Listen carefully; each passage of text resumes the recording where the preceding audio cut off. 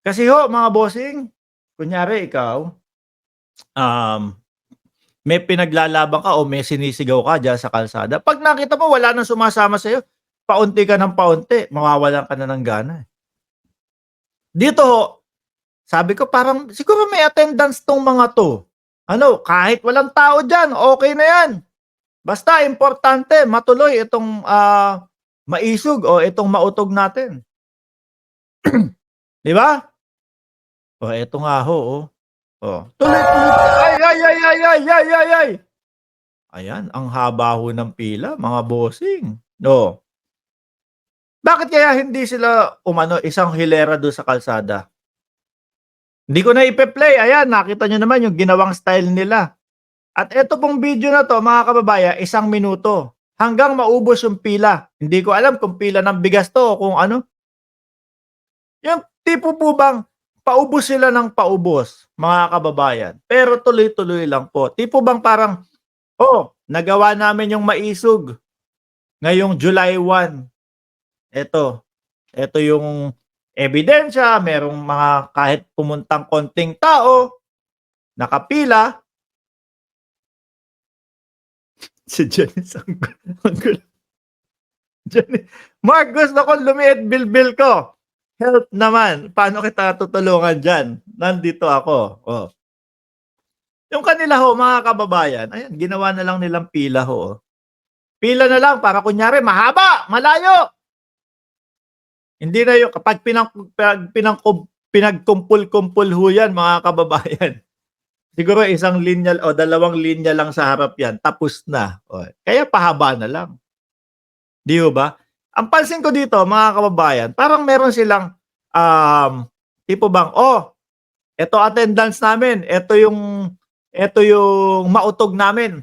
Natuloy ha, natuloy. Oh, ready na kami sa susunod." Parang may tipong may pinag-a-attendancean ho. Hindi kaya meron talaga para yung mga susunod, eh, meron pang mga pa-budget-budget? Hindi, kami nagtatanong lang ho, may budget ba yang mautog ninyo kaya kahit pakaunti ng pakaunti, eh, tuloy lang? Kasi ho mga kababayan, ang normal ho, kapagka yung parami ka ng parami, mas lalo kang gaganahan, eh.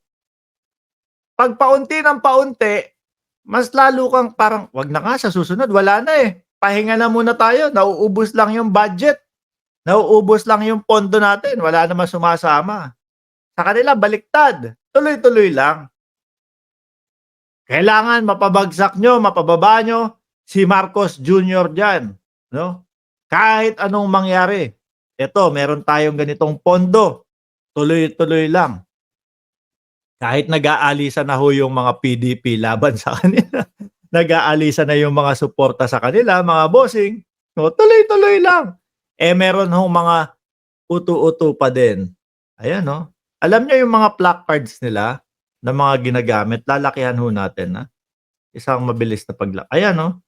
Eh, mga parang nakita ko na ho ito mga kababayan, doon sa 7 days rally ni Kibuloy.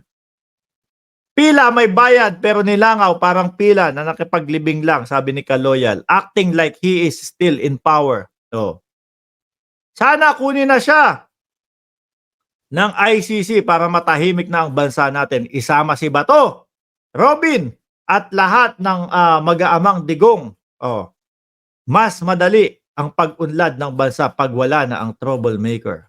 Shishiro Kansaki, shout out sa iyo, sir. Ano ang ginagawa ng 51 billion ni Pulong? Sabi ni Ma'am Norma Parungaw. Recycle material. Di ba? Ayan o.